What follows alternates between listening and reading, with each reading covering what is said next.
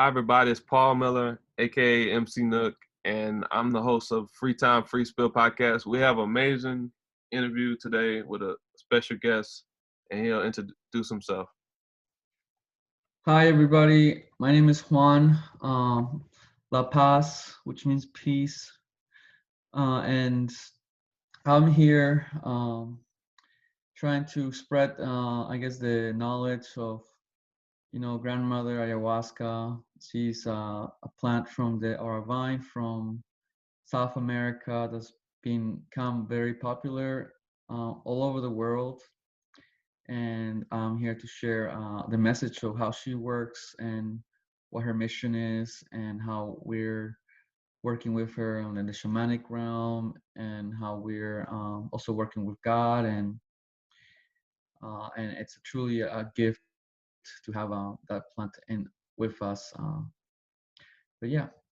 Yeah, this is gonna be amazing because my podcast is diverse. I like to have different people from different walks and backgrounds. Like we talked about so many things, even tantra and Western music or jazz music. We talk different topics. So I love this that we're doing this today on ayahuasca. So what's the purpose and benefits of ayahuasca? How did it all start? And like something about the plant. Like tell us more about the plant. So the plant, the story of the plant is interesting. Basically, it said the story is that there was this village in the Amazon, and somehow a spirit um, found this doctor, medicine man in the Amazon that wasn't a medicine man yet. He was becoming a medicine man in the Amazon to help his village or to help himself in the beginning. And they were guided to this vine spiritually, was guided to the vine to cook the vine. And in the Amazon, they has a long tradition of being or communing with plants. They just know a lot about plants and the indigenous people there. So they were guided into making this plant to help their village become more harmonious, basically, and to help heal um, their village. And in the Amazon, it's a little bit more like about healing. So everything's about harmony in the Amazon, basically. But as far as ayahuasca, and which is called the medicine plant, is the medicine plant. It She helps a lot. She helps a lot. She likes to help people heal, but she's also a sort of visionary plant where she does give you visions, like a psychedelic would, but they're not really psychedelic in nature. It's not like you're hallucinating. It's more like you're being taking your spirit or yourself is kind of elevated to a spiritual place, and your mind is elevated to a spiritual place, and you're able to go different places with your spirit. And that's the basics of ayahuasca. It's a healing plant that's it's a vine that's also we is mixed with another plant, some leaves. And this plant, ayahuasca, is the MOI inhibitor, basically, of these leaves, which is the leaves is where it has are called chacruna, and it has a special chemical called DMT, and DMT is dimethyl tritramine, I think. This this two combined creates an increased effects of, I guess some people say spiritual connection to your mind, and or some people say hallucinations, but I like to say it's more like an elevation, and it depends how you take it.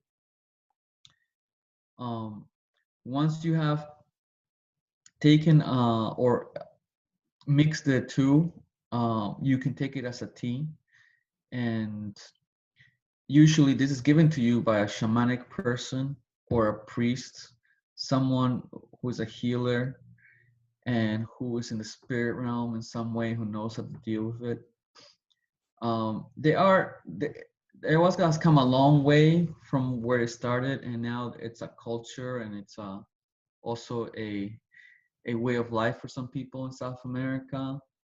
And also, but here, like well, let's go to South America first, and like, so look at it from that standpoint. People in Peru take ayahuasca for healing. Um, a lot of people in Peru don't know about ayahuasca, but only the people who live in the jungle really know about ayahuasca. It's a very secretive thing. A lot of people don't know about ayahuasca in Peru, but only the people in the jungle really know about ayahuasca. Here, a lot of people don't know about ayahuasca. You know, only people who seek it really find it. Yeah. And if you really need it, she'll come find you. Um, then there's people in Brazil. And Brazil they have been drinking ayahuasca for a while, and they've integrated it more into their culture. And because in Brazil there's a church, it's called the Saint Daime Church, and they drink the tea of ayahuasca as part of their service. And it's spreading more and more all over Brazil, and it's definitely something that people want to do because it helps them in their lives. And there's also, you can find ayahuasca almost anywhere in the world if you look for it. The parts that I've been to is basically where I like to say people it's safe to go to. It's probably going to be like Peru. I know some people in Colombia too, and Brazil and Costa Rica that serve it. There are people who serve ayahuasca in North America as well, but you have to do a little research and find that for yourself. It's a very secretive thing, but it's an open thing too. So you have to kind of be on your step with that.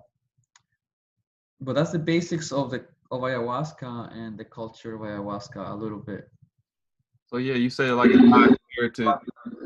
You said it's high spirited. It's like meeting God, and it's a great medicine. And a lot of people don't know about it, and then there's a stigma around it because you know, like in the U.S., there's so many laws, and like with natural herbal medicine, there's nothing really wrong with that. It comes from the earth. It's the ones that like the ones that's created in the lab that really give side effects and stuff. But like they're so big on like if anything is like psychedelic or hallucination, like they don't want you to experience that. They don't want you to be lifted or see the world the way it is, like how the universe operate, how the universe is. Yeah, yeah, that's a big part of it. You know, there is a group of people who are trying to legalize mushrooms, ayahuasca, DMT. They're trying to legalize all the plants that are good for you, that are helping us see life more in a healthy way. You know, like it's not the people who do mushrooms or ayahuasca. I mean, there's a subculture. There's there's a subculture that started with the hippies, but then there's also a culture of in that subculture the people who handle ayahuasca. You know, it's very sacred. They respect that plant so much Yeah. because that plant demands to be respected a lot, and it literally has a spiritual thing about ayahuasca where it's like it demands respect so many levels. Yeah. So it's a very sacred medicine, and everyone respects it a lot, and it's something that you should always be step into with a lot of knowledge and respect and honor and trust that it's gonna help you. And no matter what, you know, it's always gonna help you. Let's talk about shamanism, like how that relates to ayahuasca. Like shamanism, like what can be learned about shamanism, like and like power animals or just like uh like the different worlds and stuff in the spiritual realm. You know, yeah, with shamanism is they do deal with kind of these heavenly beings or earthly beings that are like the jaguar or the anaconda, or the eagle, you know, and your ancestors. And they do deal with like angels too. And shamanism and ayahuasca, they go great together. It's a very good way to work with the plant. But it's like you invoke different animals.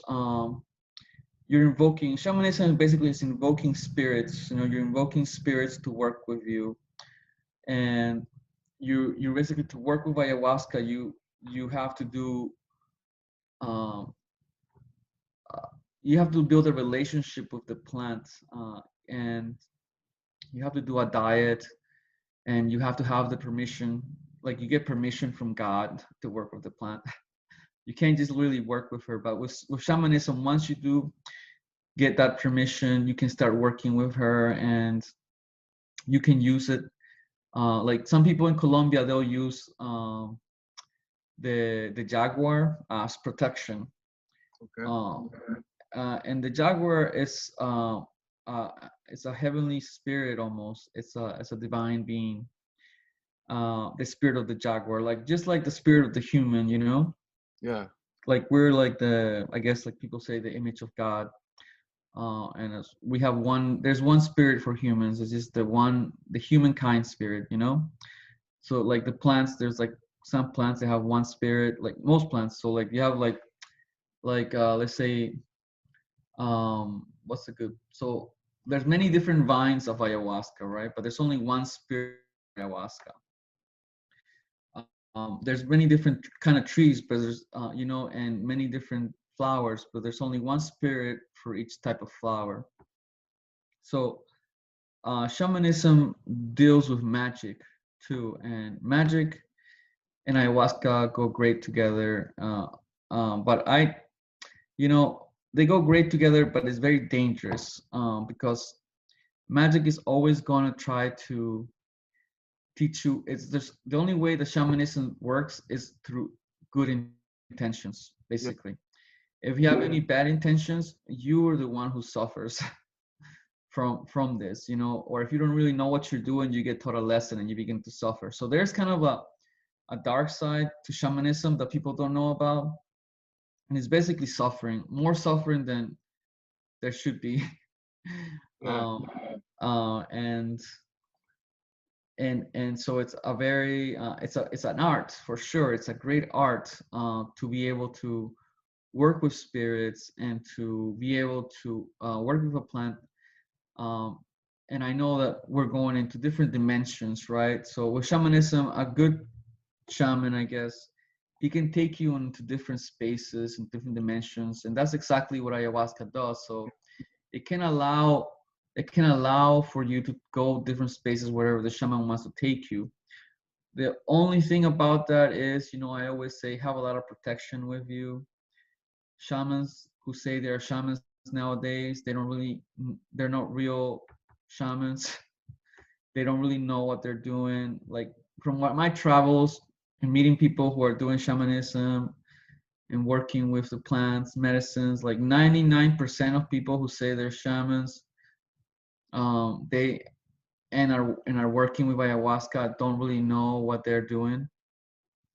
So it's a very kind of tricky situation. There is it's almost like you really need to find someone who's very knowledgeable about the plant. And there's a lot of things that, you know, I can't really say about the plant just because that's something that I'm not allowed to say. Yeah. But I can definitely tell you that you can you have to really I would say find your find God first. Whenever you do any of these medicines, find God first. Go in there with God on your side. I know some people say I don't believe in God, I'm God, or some people I'm the power or whatever. I'm like, okay, I mean that's fine. But when you go into an ayahuasca ceremony, it's like that's what happens. You know, you're gonna ask for God, and it's kind of like how it is. It's nothing else we can do about it. It's a true plant. It has truth in it. There's nothing else we can do about It sounds like um, when you take it, it's like you zoom out and like you see the whole universe as a whole. yeah, you can travel the universe. Absolutely, you can travel the whole universe. You can travel outside the planet. You can travel to the Amazon. You can travel to wherever the shamanic person is taking you with this ceremony. Okay. The shaman is the one that takes you with it. He's the one in charge of your journey, basically. Don't get me wrong. There are some people that just leave their bodies and they go straight to heaven, you know. And it all depends on the pureness of the soul. Yeah. So the more dirty your soul is, the harder it is for you to travel, basically, because Yeah. you're bound to the earth more. Um, the dirtier your soul is, and that just needs to be healed by God. So some things that like shamans do, like they like there's different worlds. Like there's the underworld, there's the physical world, and there's the spiritual realm, the spiritual world. So like them, like I heard like I read a book about shamans. Like they do something like they use water or something, and like they'll take something like that's in your spirit or something, and like it's like some darkness or like a bug or something, like, and then they spit it out into the bowl. Yeah, that's definitely something that it depends on how they were taught to do this, and every shaman finds their own way on how to do this. But that's the basics of shamanism. You have the power, like a really good shaman can tell if something is wrong with you, and he can pull it out of you. He can pull out whatever dark spirit is inside of you, or you can call it a demon or dark spirit or a bug, whatever it is, dark energy inside of you, Yeah. and he can pull it out. And and the water is for purification. Basically, the water is used for purification of that dark energy, because as a shaman or as a healer, you don't want to keep that darkness in you, so you need to put it somewhere else. When you pull it out, when you're pulling something out, it goes directly to the shaman, basically. And the shaman has to get it out of him, so he puts it in the water. And there's different shamans that can do it differently. There's some people that can see the different spirits in your body. There's some people that can feel the different spirits in your body. And there's some people that just kind of like are guided to help you and pull those things out of you. And that's the best thing to have as a shamanic person, is someone who can do that in your ayahuasca ceremony. Because a lot of people, what they'll do, they'll start serving ayahuasca and they think they're shaman. They don't have any of those skills. Yeah. And what will happen is you'll leave the ceremony full of like dark spirits inside of your body, and you'll begin to suffer like depression or illnesses, and you won't know what it is, and it's from spirit attachments of attached to you in the ceremony. Dang. I know like there's workshops, there's also like instruments they use, like drums and different instruments, like in the like when shamans practice their work. Well, the drums, the drums and different instruments, they're to help. They're to help you.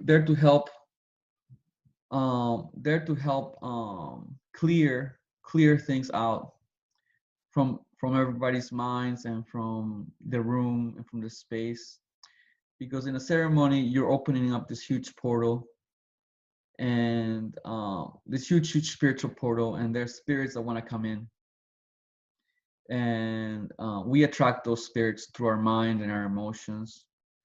And so they're going to want to come in, and you need something, and music helps. It's not exactly everything you need, but it definitely helps. It helps the whole situation. It helps you be a better provider of the service. But it's not really. It only helps like maybe like it's only like 10 or 20% part of the ceremony. Okay. You still need a real shaman. Yeah. A good practitioner. Yeah, exactly. Someone that can get those things out of you. And it's not just getting those things out. There's a lot of skills that you need to be able to do. You need to like curses. You need to break all kinds of evil spells. You need to be able to remove spirits from people. You need to be able to guide them into a higher place, spiritually speaking. And you have to be able to do all those things. And the only way you can do that is if you have gone through lots of different initiations with God, with ayahuasca, and um, with the plant itself and the ceremonies. And it's you can find a good teacher, but they're really expensive, at least in South America. Hmm. And I highly just ask people to just kind of like look at shamanism in a very careful way. It's not something to be threaded upon very lightly. You have to really, really, really, really, really look for people who really know what they're doing to teach you things, and it takes a long time to find a good teacher. So, or else you're just inviting lots of problems in your life. So some things you would like to add, like before we close, like about like ayahuasca. Sure. Yeah. She is a healer. She wants us to be close to God, and she she really loves everybody. And she wants us to embrace that, and to embrace her spirit, and to connect with her, to receive healing from the plant, so that we can actually help heal the world. Right now, ayahuasca and all the plants, they're helping everybody. They're coming out of the woodworks because of the way that the world is, because of our unconscious behavior, on how we've been polluting the world, and how we've been uh, dirtying the waters, and killing the forests and all this stuff. And ayahuasca has the same message for everybody. It's like, heal yourself, help others, and I will help you heal yourself and help others, but help the planet. That's the most important part.